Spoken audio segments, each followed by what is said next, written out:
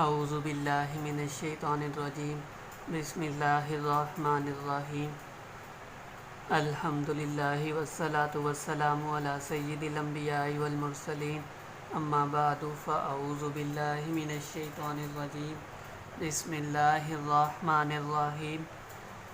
اللہ تعالیٰ نے ارشاد فرمایا کذالک کدنا لیوسف ما کان لیأخذ اخاہ فی دین الملک۔ قرآن الحکیم سورہ یوسف آیت نمبر 76۔ یوں ہم نے یوسف کے لیے تدبیر کی۔ یوسف اپنے بھائی کو بادشاہ مصر کے قانون کے مطابق قید میں نہیں رکھ سکتے تھے، اور یہ ایسے ہے کہ جب اللہ تعالیٰ نے سیدنا یوسف علیہ السلام کے دل کا بنیامین سے تعلق اور اشتیاق جانا تو انہیں اپنے بھائی کو روک رکھنے کی تدبیر بجائی۔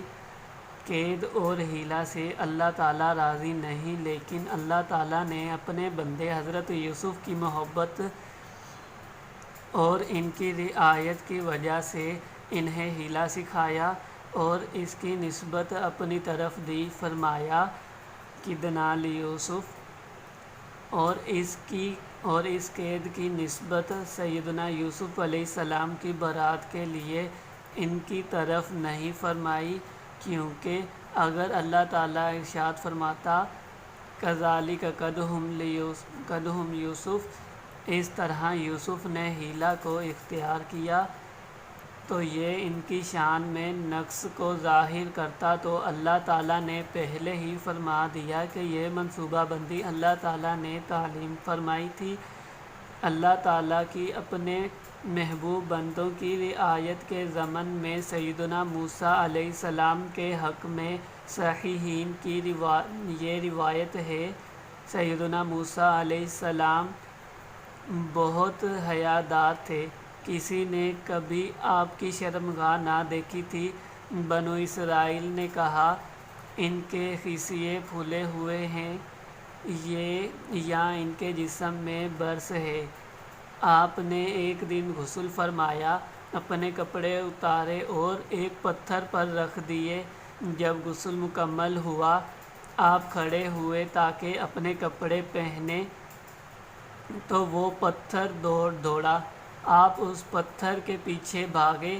آپ اس پتھر کو مارتے تھے اور فرماتے تھے اے پتھر، میرے کپڑے مجھے دو۔ اس طرح آپ کی قوم نے دیکھ لیا کہ آپ کو جسمانی عیب نہیں ہے جس کی وہ آپ کی تہمت دھرتے تھے۔ پتھر پر عصا مارنے کے 6 یا 7 نشان تھے۔